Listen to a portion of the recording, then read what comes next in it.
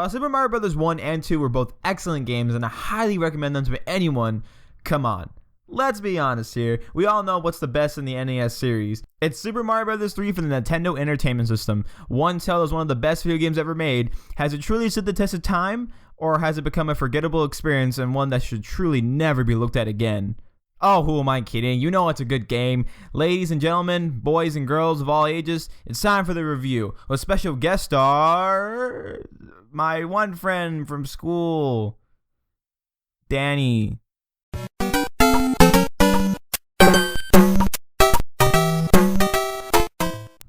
The game begins with Mario and Luigi fucking about on the main title screen like brothers usually do, and damn! 1988? This game was published almost 27 years ago? I wasn't even born before this game became 9 years old. Well, whatever. You press start and immediately get a sense for what the layout of traversing through Super Mario Bros. 3 is like. No more automatic placing to levels that you're completing them like in Super Mario Bros. 1 and 2. Now you can pick and choose whichever level you wish to play through. Or just listen to some fine ass tunes doing whatever Mario's cute dances. It may seem pointless at first for a world map only because the map for World 1 isn't designed with much thought and it's pretty straightforward, but towards World 4 it gets a lot more diverse and maze-like, kinda like World 7. They also get a lot more expansive to the point where it could take almost a whole 2 hours to beat depending on your skill. Or if you collect flutes scattered throughout World 1 and you could actually complete the game in a matter of minutes. But I'll be surprised if you find that during your first playthrough, as I had to look up online on a speedrun in order to get it. Also, doesn't help that once you die and lose all your lives, it's back to the beginning with you unless you destroy the castles scattered throughout the map, which unlocks locked pipes which act as shortcuts to make some passages across the long maps a lot easier to traverse through. The gradual increase of difficulty from world to world pleases all players of all skill levels. It's not guaranteed for a player of limited skill to go very far though, with the scarcity of lives throughout the game being a big difficulty booster. The grass world, more commonly known as World 1, is very straightforward and introduces basic concepts that the player will face for the rest of the game. You can get items from a random toad who is located in these mushroom houses, which can be used by pressing B from the world map and selecting whichever one you want. You can also play some gambling games to earn you some more lives. Hammerhead guys or boomerang guys do walk around the world, so be careful if you don't want to fight them, but they do give you items, so keep that in mind. Some items kind of suck like stars, but some are super rare to get like clouds, P-Wings, or hammers. Actually, the amount of items you can get in Super Mario Bros. Series as a whole is staggeringly high. In total, there are 8 forms Mario can take over, and 9 if you include Mario's small form. This was a huge leap from the past iteration of the franchise, Super Mario Bros. 2, which brought forth a small host of power-ups to mix up the gameplay. Instead, Super Mario Bros. 2 introduced many enemies. Changing a player's environment, as seen in Super Mario Bros. 2, with all the different enemies brought up at times, is about equal to changing the player's abilities as a character, as seen in Super Mario Bros. 3. It could be argued that changing a player's environment is a smarter design choice because of how much the player is forced to adapt. Regardless of either position, Super Mario Bros. 3 took a fantastic approach with all the power-ups and implemented them with astounding quality, except for the frog suit. Yeah, the frog suit is incredibly situational. All it does is makes Mario move around the water with ease, and since there's barely any water levels in the game, it's really only useful for about 2 missions at best. Not to mention it kind of sucks on land. But other items are much better, like the mushroom that make you into a bigger Mario, and the ever so loving fireball Mario that makes wonders in this game because it just doesn't stop after 2 or 3 shots, like in Super Mario Bros. 1. Also the star power up, which makes you invincible for a certain amount of time, but for some reason it barely lasts in this game and ultimately doesn't make me want to try to get it since it doesn't last very long. Except in one level that forces you to use it, or else you get your dick snipped by some black thing like in the movie Piranha. Next, we have a power-up that's on the box art of this game, the raccoon suit. A power-up in which you can float by repeatedly pressing B, and if you run for a long enough time, your arrows at the bottom of the screen begin to go up, and you can take off into the skies for a limited amount of time, which can be super helpful for some levels. We also have 2 other suits that are remarkably similar to the raccoon suit, but act differently. They're called the Tanuki suit and the P-Wing suit. Tanuki suit, besides looking rather more raccoony looking, that caused a lot of controversy with Peter because it supposedly promoted the purchasing of animal furs, has the ability to turn into a statue and become invincible for a certain amount of time.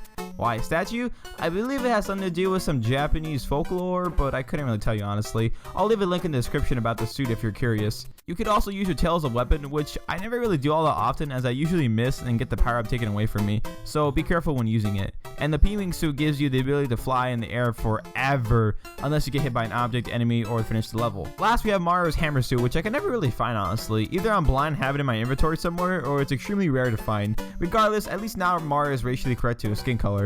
And as you can tell already, there contains quite a few new changes from the previous games, and not only with items and other gimmicks, but we also have loads of new enemies like the ever so lowly chain chops. We also got different level varieties, different bosses for every level, different themes for every world, and so much more. It's hard to wrap my head around it, but me and Daniel will get through it together.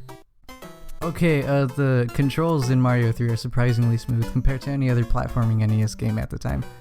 Aerial mobility was finally a thing, unlike in Super Mario Bros., where once you've made a jump, you had to stay committed to it, giving more of an emphasis to when you initially decide to jump. Hindering controls can be a good design choice, as sometimes it's wise to increase the difficulty in that regard, but a better approach in my opinion would be to make the situation more difficult through harder stages. Giving less fluid controls is often a lazy design choice. Also, there's finally sensible momentum in a Mario game.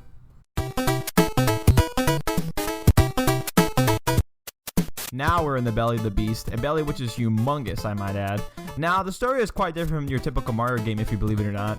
Instead of Peach getting kidnapped, she actually helps you out on your journey as you defeat the 7 airships within each world, until you reach Bowser's Castle in World 8. The 7 airships contain all of different types of Bowser's minions, who consist of Larry Koopa, Morton Koopa Jr., Windy O Koopa, Iggy Koopa, Roy Koopa, Lemmy Koopa, and Ludwig von Koopa.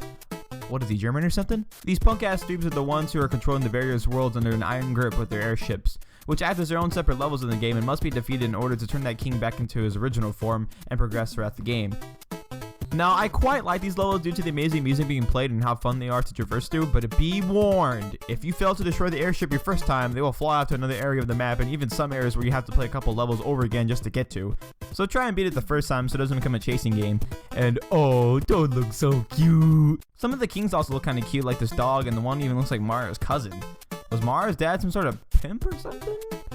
Simple controls also play a big part in defeating the Koopalings and Bowser. Controls that are pretty familiar if you've ever played a Mario game, or even if you're not fairly into video games like my parents, who can easily play the game and have no problems. You can go left and right throughout the world, duck if you have a mushroom power up, you can run by holding the B button, and even hold a Koopa shell to kill some enemies.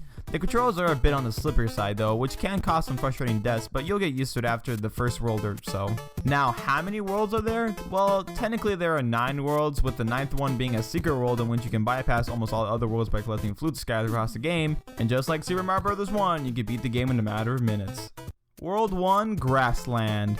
Basic first levels that introduce you into the world of Mario 3. Nothing really to write home about, although I do like how it pretty much introduces every level type that is in the game, but more on that later. By the way, if you thought Grassland was a lame name, just wait and see. It almost feels like the guy who names everything for this game got really stumped on what to name the worlds, or he just did it at the last second like I do with my homework. Also, before I forget to mention, these mini bosses are called Boom Booms, and are only seen in castles that act as a halfway checkpoint in the world, and are extremely fucking easy to beat. Towards the end, they get a little more challenging because of platforms being in the freaking way, but other than that, if you have good timing on your jumps, then these guys are pretty fucking easy and kind of a pushover. Well, all the bosses are pretty easy to beat from the subject of easy bosses. They all, besides Bowser, have the same way of defeating one another, and that being a total of 3 stomps in the head, and that's it. And while a lot of them throw magic staffs or balls into the mix, it's still nothing as hard as the Yellow Devil from Mega Man or anything. Not saying they should add some hard-ass bosses or anything like that, but more challenging bosses would be probably great for future installments. It's not like Mario Wii U gets any better with the bosses. World 2, Desert Land. Aesthetically looking, it's pretty boring. It's almost impossible to make any desert level in any game kind of pleasing to the eye, but the level design isn't that bad at least. Highlight would be the pyramid level because you actually need to use the Tanuki suit in order to progress through the level, and the other level when you're running away from the sun. The fucking sun is trying to kill Mario in this level. I can take Bowser, the king of Koopas, and a couple of whales, but the fucking sun? Everything wants this Italian plumber's head. World 3, Waterland. Ugh, I hate this day sometimes. When I played in my first playthrough, I didn't think much of it and kind of thought it was a frustrating level and nothing else. However, playing again really put on the spotlight of one of the hardest levels in the game. I mean, I find this world as hard or even harder than World 7 and 8, the last worlds in the freaking game. I can't really pinpoint it, but I think it might have to deal with some infuriating water levels that just plain suck, and that freaking fish. Oh my god, I don't ever remember a fish ever scaring the ever-living shit out of me since Jak and Daxter. And I don't even mention the amount of times the stupid Cheeps hit me on the platform, and the freaking blue was getting too far in my comfort zone. World 4, Giant Land. I guess this is a fan favorite world. It's pretty fun to go through and fairly easy, so I understand why. Wish it was a bit longer though. Other than that, kind of forgettable to be honest. World 5, Skyland. Like bottomless pits? No? Then you're probably gonna get agitated with this world like I did. It's a nice change of scenery, I guess, and it definitely feels a lot longer than most worlds in the game. Starting off from a fairly easy ground world to making your way into the skies. Just be prepared for falling to your death constantly. World 6, Iceland. Pretty easy level regardless of slippery ice levels. I didn't find it as irritating as the first playthrough, but other than that, it's kind of bland from other ice levels you see in games. Nothing beats the Mega Man 1 ice stage. World 7, Pipeland.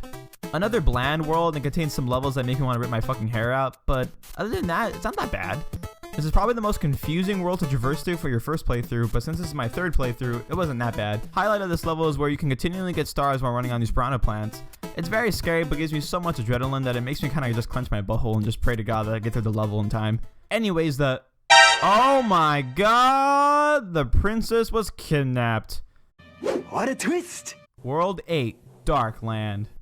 Holy crap, where the hell am I? I thought I was playing Mario, not Doom, although this looks more like Doom than the new Doom.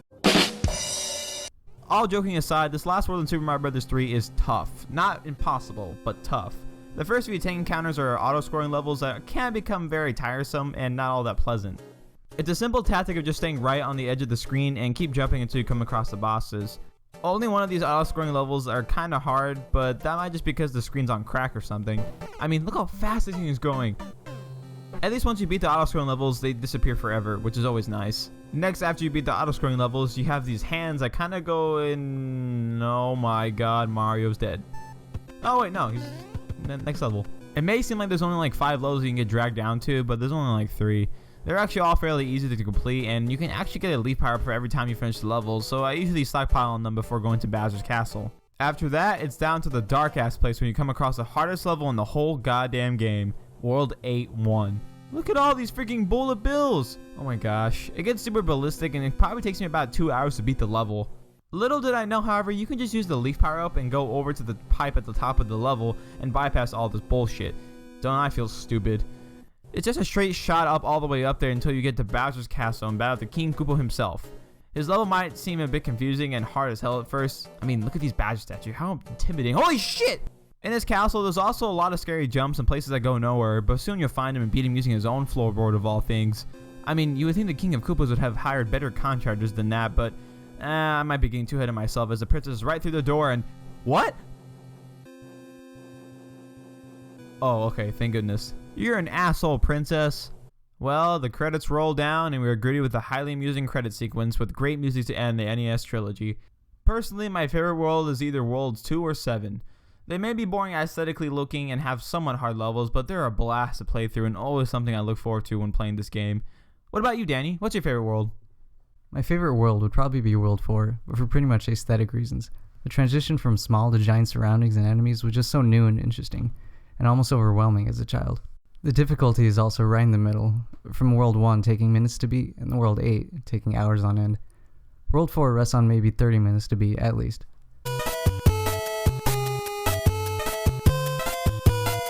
Common misconceptions people make about Mario games seem to be that everyone feels that every Mario game is the same for every iteration regardless of 2D or 3D. And I do understand to the extent of this argument, as almost all of them revolve around collecting coins, stomping on enemies' heads, and reaching the end of the linear level to complete it would seem very problematic for a series with 4 billion fucking titles under its belt. But this is before the issue was even put into the mind of gamers. A time when Mario 3 was seen as the most intriguing and influential game on the NES library. A time where gamers weren't informed if a game was atrocious or not, and had to depend on either Nintendo Power or a friend for answers. But I can tell you wholeheartedly that most people back in the day, and even now, can look at a sequel for Mario and know for a certain fact that you were getting a good quality game in your hands. Nintendo in some ways are still somewhat like that even today. I know for certain if a Nintendo game is announced that 9 out of 10 times I'm going to see great reviews days prior to the release and feel confident in going to purchase it, if I have money. Mario 3 was such an influential game at the time, even if being another side-scroller in the genre that was very saturated at the time with mediocre and piss-poor games. Kinda like how we see the first-person genre in gaming now. You can get the really great diamond in the rough like Wolfenstein The New Order or Ziggurat, and get a complete piece of shit like Enemy Fronts and the Borderlands the pre-sequel. So, is it just another sequel? Hell no. For its time at least. I mean, it set a new standard for NES games with only Kirby and Mega Man in my eyes at least, come to the sheer scope of Mario 3 and pretty much made every other Mario game afterwards having to compete against it in order to make each one seem better and better until you write yourself into a corner like Galaxy unfortunately did. What's next? Mario Goes to Hell? Can't go much bigger after Mario takes on Bowser across the fucking universe. I digress. Mario 3 is definitely a game changer back then and now. I'm going to give this game a 5 out of 5. It's a wonderful experience from beginning to end with a few minor bumps in between, but nothing to harp on about or lower a number for. Something you wish to track down yourself for the real cartridge or buy on the eShop, you'll be having a wonderful time regardless. Got anything else to add, Danny? One more thing. The black stage drop to conclude each and every stage acted as a great closing and offered a huge sighs of relief once they pop onto the screen. Another small yet effective implementation. Anyways, Super Mario Bros. 3 is one of my favorite games of all time, and to this day, I can spend all day playing it and notice nearly nothing going stale in the game's overall design. Cool beans, Danny. Thanks for your assistance, man. Now, ladies and gentlemen, I hope you have a great night and take care.